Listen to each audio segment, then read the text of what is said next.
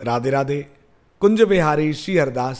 आज हम कार्तिक मास महात्म की संपूर्ण कथा के अंतर्गत 14वें अध्याय की कथा का श्रवण करेंगे। आप सब बड़े ही प्रेम से कथाओं का आनंद ले रहे हैं। वीडियो को ज़्यादा से ज़्यादा शेयर भी किया करें ताकि अन्य भक्तों तक भी यह कथा पहुंच सके।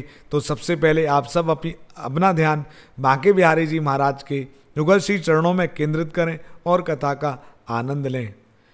नमः कुंज विहारिण्यै नमः कुंज विहारिणे स्वामी श्री हरिदासाय गुरुणाम गुरुवे नमः।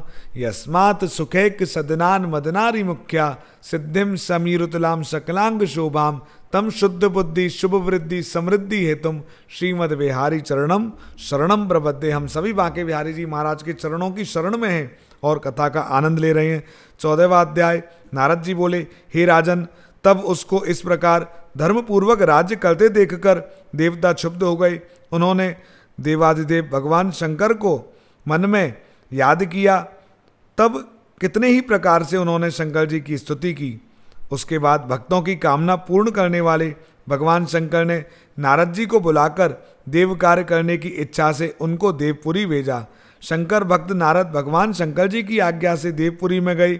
इंद्र आदि सभी देवता व्याकुल होकर शीघ्रता से उठकर नारद जी की स्तुति करने लगे। उत्कंठा भरी दृष्टि से सबने नारद जी की ओर देखा। अपने सब दुखों को कहकर उन्हें नाश करने की प्रार्थना की। नारद जी ने कहा, मैं सब कुछ जानता हूँ, इसके लिए अब मैं दैत्यराज जलंधर के पास जा रहा हूँ। और ऐसा कहकर देवताओं को आश्वासित कर श्री नारद जी जलंधर की सभा में आए। जलंधर ने श्री नारद जी के चरणों की पूजा करके हंसते हुए कहा, हे ब्राह्मण, कहिए आप कहाँ जा रहे हैं और कहाँ कहाँ पर आपने क्या क्या देखा है, यहाँ कैसे आए हैं। मेरे योग्य जो सेवा हो उसके लिए आज्ञा कीजिए।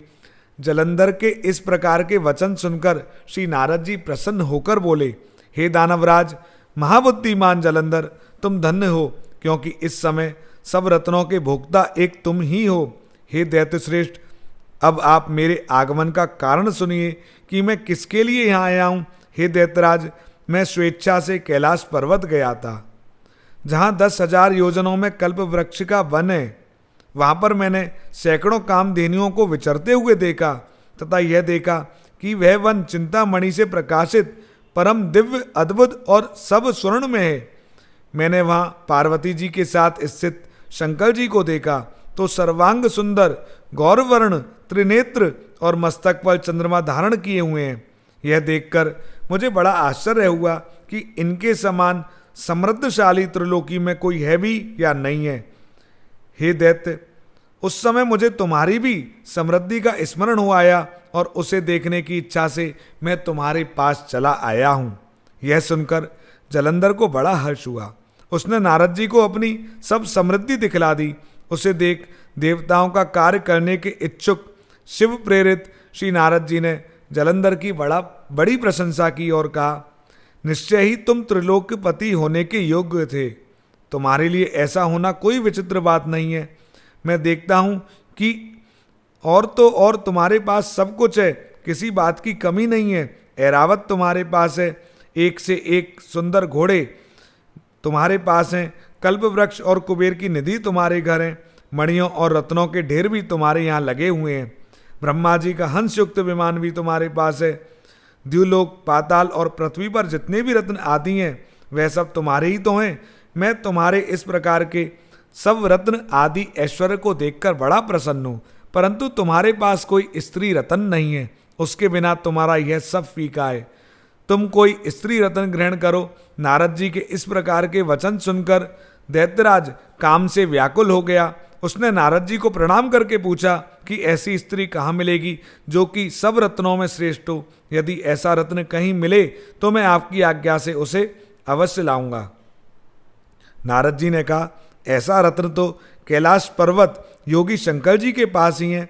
उनकी सर्वांग सुंदर पत्नी देवी पार्वती बहुत ही मनोहर है।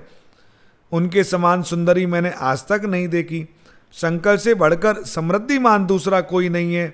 उसके इस रत्न की महिमा तीनों लोकों में कहीं पर भी नहीं है। तभी तो परम विरक्त आत्माराम शंकर भी उनके वश में हो गए।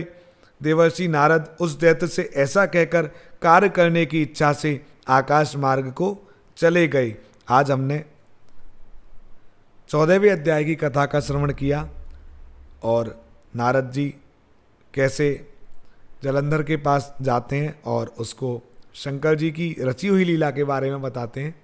तो श्री बांके बिहारी जी महाराज की असीम अनुकंपा हम सभी पर बरसती रही। कुंज बिहारी श्री हरदास। जय जय श्री राधे।